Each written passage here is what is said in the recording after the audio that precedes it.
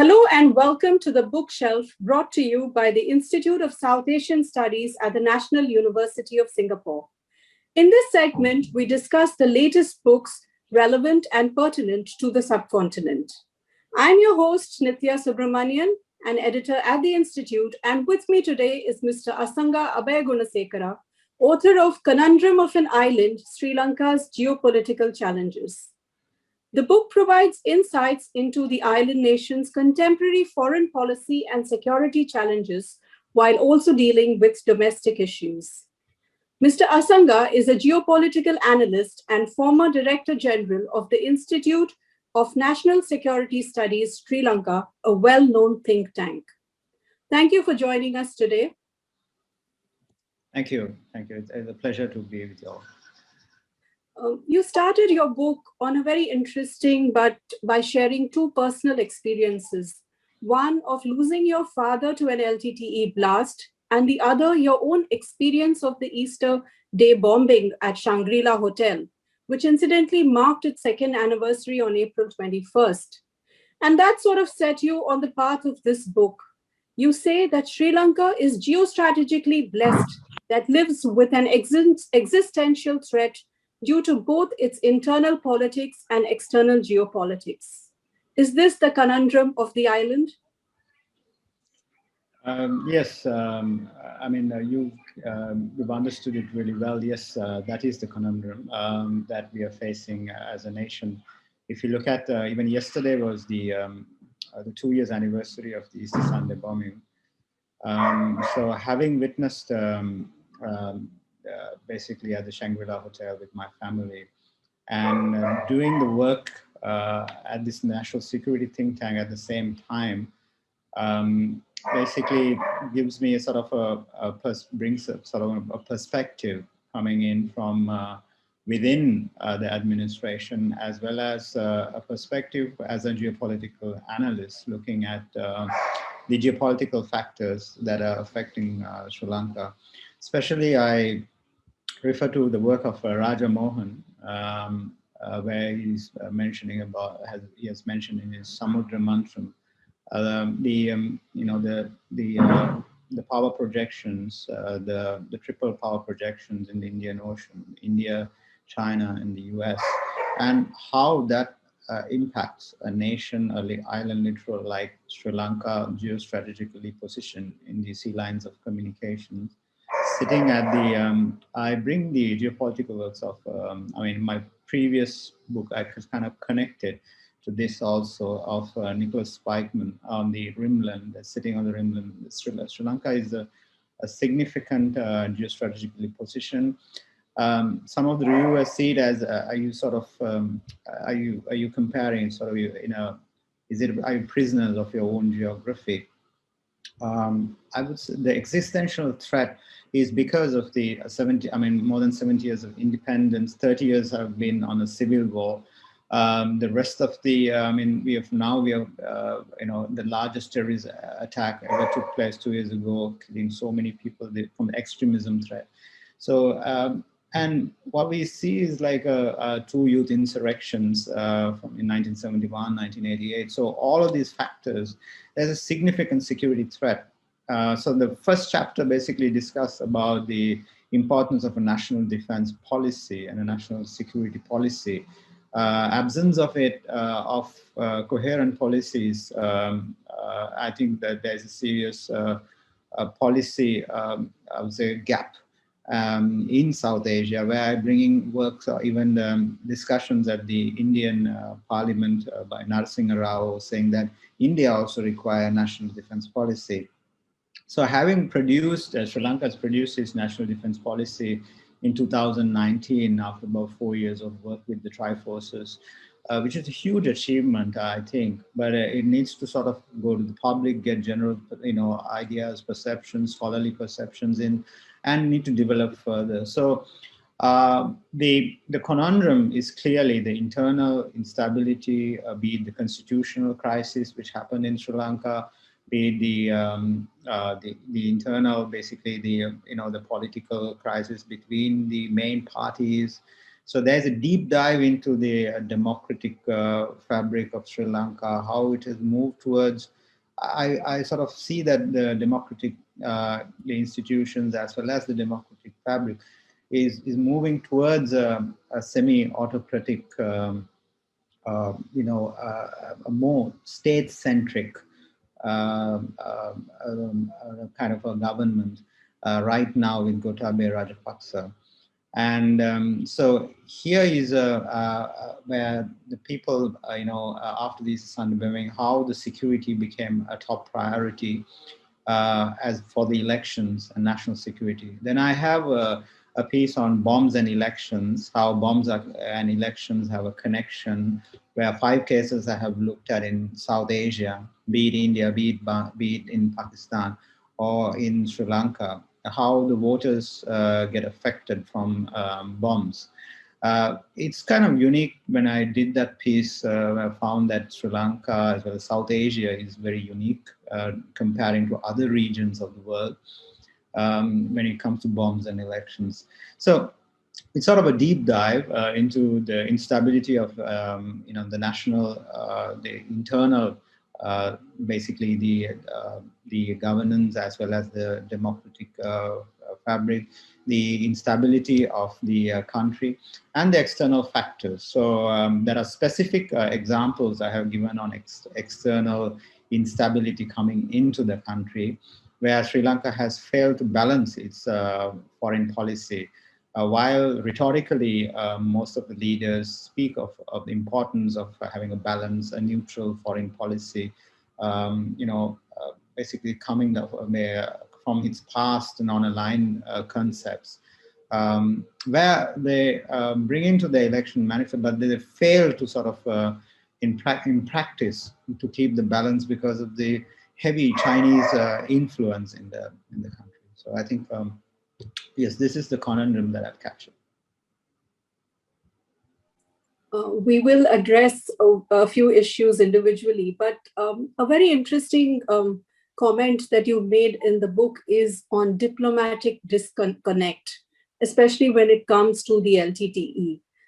We've all read that recently there was a UNHRC resolution to uncover evidence of human rights abuses committed during the civil war. Could you elaborate on that disconnect and also contextualize it to the present?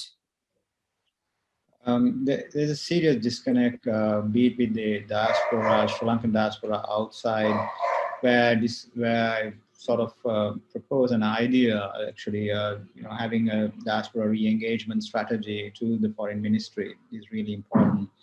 Sri Lankan diaspora has not contributed to Sri Lanka, unfortunately, so much. That is, there are few cases, but the larger diaspora is disconnected because of the minority concerns in the country. The suppressing of the minority has been on subsequent governments, has been, a serious issue, where international UNHRC, basically what's happened right now. And there's a piece that I've written saying that the withdrawal is not the way to go.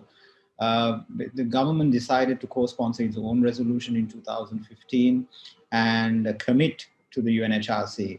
And then subsequently, another foreign minister who went after a few years said that we are not with the hybrid court, we would like to have our local internal mechanism.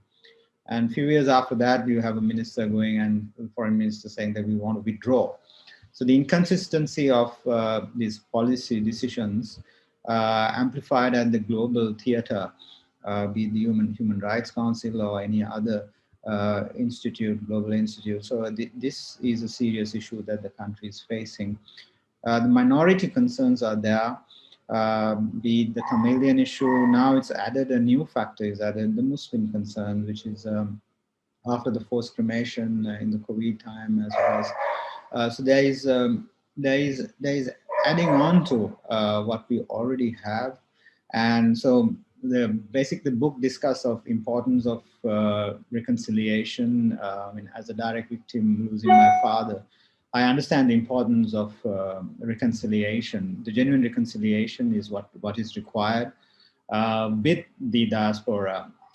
here the problem is the selective. The present government is choosing a selective method where it does not wish to reconcile with the terrorists, or they call it the terrorists, any of the terrorists. So once a terrorist, there was, I mean, like what the one of the government officials was saying, that once a terrorist, you will always remain as a terrorist. So that you cannot do reconciliation with that mentality.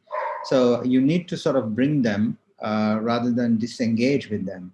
So right now, I mean, a few weeks ago, you see the banning of several organizations. So you're not going in the right trajectory towards achieving genuine reconciliation. And this resolution right now is a serious concern because of multiple promises we for the last 13 years that the Sri Lankan governments have made, as well as not, there's not been much results out of these, whatever we have spoken about. So it's, I would say the government would need to focus much more on this issue, because it could emerge again. And I mean, definitely, because how I see it is because Sri Lankan society, like, I mean, even the economic conditions are not so good in the northern province or the eastern province. There are a lot of economic challenges. So there, I mean, the environment is still conducive for this sort of, resurgence of, another uprising. So, I mean, back in the 1989, no one predicted that there would be a youth insurrection that would, so disastrous at that time. And it did happen at once. So I think it's really important, on the human rights issue to be addressed much more. Rather than sort of being selective, as well as having this disconnect, will not help. And seeing the Human Rights Council resolution as a Western conspiracy, I mean, that's what some of the the present government has mentioned, that it is not a Western conspiracy. They are not. And India's involvement, I mean, in the provincial councils. I mean, recently I saw where saying that India is imposing this, and it's not, India is not imposing provincial councils. The provincial council elections have not been held for a long time, and provincial councils are really important. It basically is a mechanism to capture the minority concerns, the issues that are there in the north, and they made it inefficient. The government made it inefficient, so to show that, look, we don't need the provincial council. But no, provincial councils is an important basic instrument. A considerable part of your book is also dedicated to China and the Belt and Road Initiative, as well as how Sri Lanka is trying to balance China with the United States. An interesting observation that you make is that the Beijing factor is deeply polarized. Do you feel this remains prevalent even today? And is Sri Lanka not really caught in a debt trap with China? Something that you've again said in the book as being overstated. Yes, when you look at the Chinese loans in Sri Lanka, although it is projected as debt traps, I mean, if you look at the general perceptions from the general public, they're not seen as debt traps. But the Chinese loans, I mean, there is a narrative saying that, look, the volume of Chinese loans are much less than the commercial borrowings and the sovereign bonds. But that's not the question. I mean, the question is that the opaqueness of the Chinese loans, it's a serious issue, as well as the strategic, what are the strategic motives behind this? This is where I bring sort of the geopolitical essence to my work. If there's no ships, not much of ships coming to Hambantota, is there a sort of a strategic dimension to that project? If there's no flights coming into Matala, is there a sort of a strategic, are they looking at a strategic project, turning it to maybe a civil military sort of projects.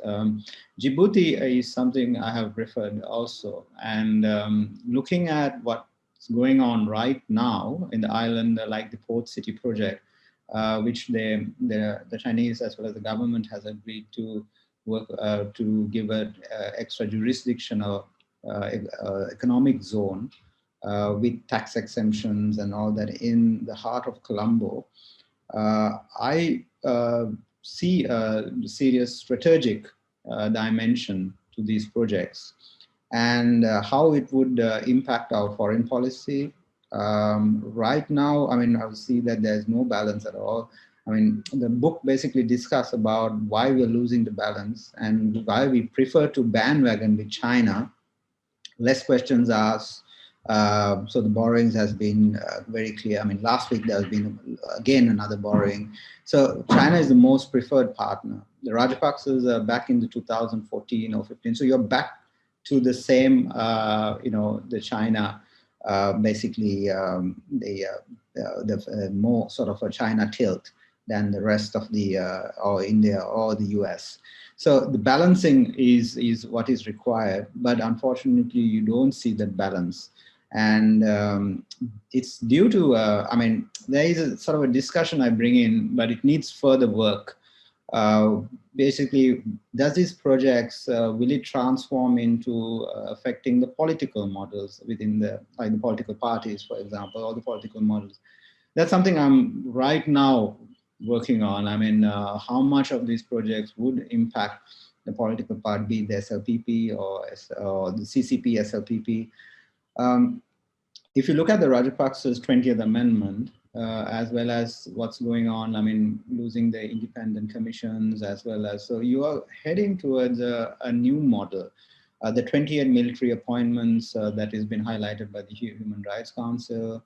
I mean, the only nation that would support this sort of, political model is China.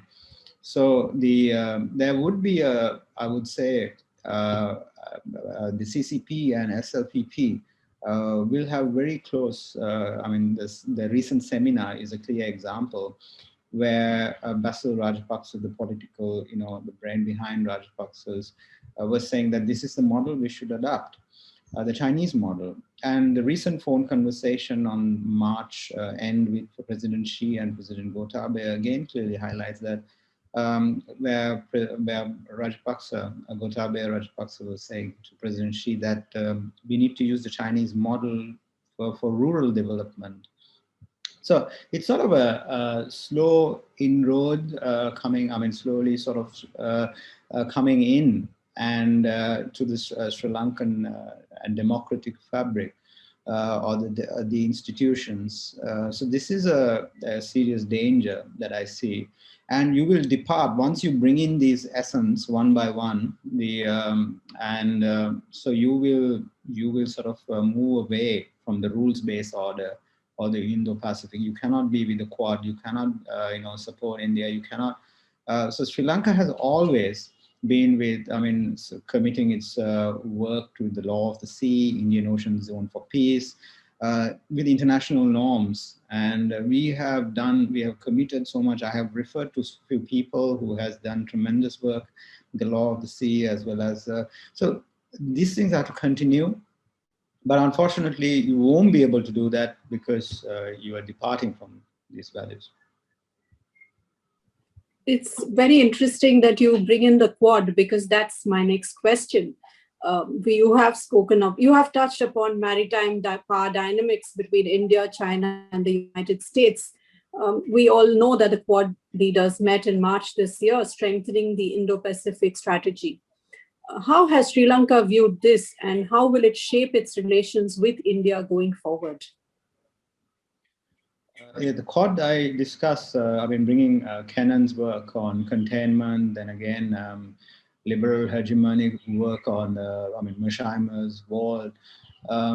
What really happened, take about a few weeks ago in Anchorage in Alaska was clear, basically the Chinese aggressiveness pointing out that, don't dictate terms to us.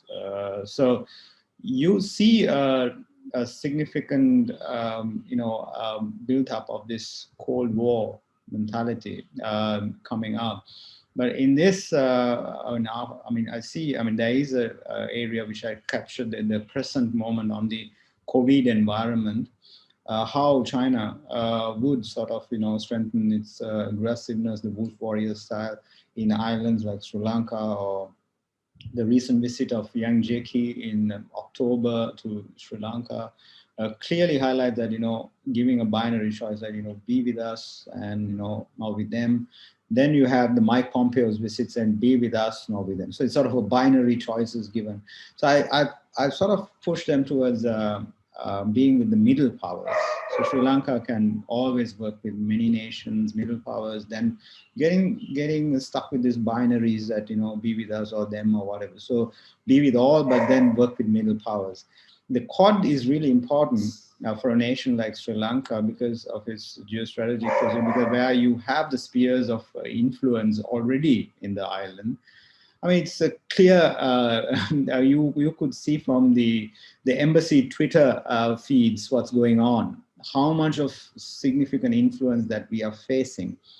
So we don't have a clear cut foreign policy written, or Sri Lanka sort of, I basically say that we are hedging, the most preferred partner, and doing also the contradictory thing that we really want to do. And so we hedge. So this is, nations like Sri Lanka should work very closely with India and the norms of the basically, what we have stood for back in the past, the rules-based order, and it's important that we balance it. Because BRI, Rajapaksa, it was Mahinda Rajapaksa who subscribed to it from the initial state, and Sri Lanka was one of the initial partners of the BRI. And I bring a dimension from BRI. Okay, we look at BRI in South Asia, but is there a BRI in Central Asia, like Kazakhstan, the KICA, CICA move, what's happening in there? So it's more of a sort of a wider, like an Olympian view, try to capture all of it, but then, and focus on the local issues. And is there sort of an impact to the local domestic issues as well? So they try to see the connections, and a reader could actually, benefit by seeing some of those connections and working on their own papers, which you would see like some of the reviewers saying that you should have done a little bit more on this particular paper. I agree with them because, due to the constraints, of course, there is a limitation. But yes, it is an opening to work a little bit more on those areas and explore more, on Quad, for example. But Sri Lanka, you see from regime to regime, from previous regime to this regime, so there's a significant shift. The balance, we've been losing quite a bit, and now it's completely clear with, moving away from the MCC, Millennium Challenge Corporation grant with the US, the status of force agreement with the US, as well as the Japan's light railway project. So that's also been rejected. So most of those were the grants as well as the projects have been. So you see a tilt towards China, and it's a preference, and it's a calculated preference. And finally, talking about domestic politics, your book refers to the instability factor, but now we have the SLPP in force with the Rajapaksa brothers holding both the presidential and prime ministerial offices. Do you think now there is more stability now on the domestic front? This is the first time that Sri Lanka is having a sibling regime. And so where I basically start the chapter with a quote from Lee Kuan Yew, actually, where he says that, look, I prefer Machiavelli when it comes to power. A stronger state is better. What Sri Lankan people, after 2019 Easter Sunday bombing, majority wanted was stability, and they didn't want to see this sort of, carnage or human suffering, multiple bombings, as well as this significant national security threat. So they wanted to give more power to the state and bring stability. So that's Gotabaya Rajapaksa was obviously the best possible choice at that time, being the security defense secretary, as well as knowing the subject so well, was chosen as the president. Now, taking over after the power, he has managed to bring in the 20th Amendment to shift the power from the legislature towards the executive, and strengthen the executive much more. So Sri Lankan state basically has been sort of shifting powers between legislature and executive. From Sirisena's time, if you look at the previous president to now. So I see there is a sort of a corridor that we are working on between the state and the civil society. So while Sirisena tried to strengthen the civil society, Gotabaya tried to strengthen the state. So there is, what we have, the window to work basically is very narrow. And where I captured a piece on Leviathan, where people are asking for a Leviathan. And this was actually before the bombing, the piece, and then I wrote that. I felt that the people they were making a lot of on the news and saying that Sirisena is not a strong leader. And what we need is a strong leader, and that would solve our development problems, our economic problems. But unfortunately, Singapore has been referred many times because Singapore is the most, preferred nation back from 1970s. That we need to be like, follow the model. Surprisingly, Gotabaya Rajapaksa highlight words like technocracy. So it's quite interesting where I bring in some of the works of, technocracy, as well as, where technocracy like Parag Khanna's work in Singapore.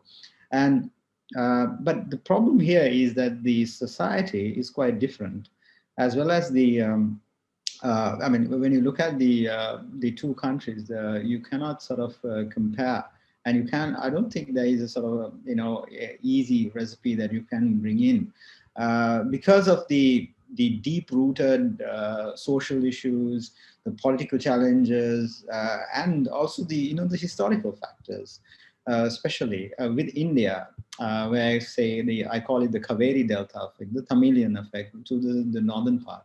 Then I also examine the ultra-nationalist Buddhist sentiments that are there in the country. So how would you sort of, bring in these values? So it's sort of a challenging atmosphere right now.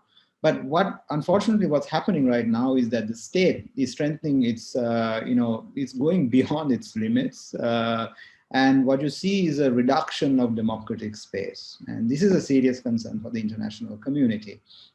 So, for example, the military appointments should have been in a different way of, rather than this taking on the government administration, civil service servants positions. So we would have looked at there are different models to look at. A nation like Sri Lanka could, having a large military, of course, we could use their, their expertise. So there is basically a serious issue on the civil space, or suppression of the civil space, as well as the reduction of the democratic space in the country. So I bring those discussions as well as the analysis of Leviathan or John Locke's work on strengthening what do you want civil society? How do you have a balance? Thank you so much for this conversation. It was a pleasure talking to you today. Thank you. Thank you so much. Thank you very much.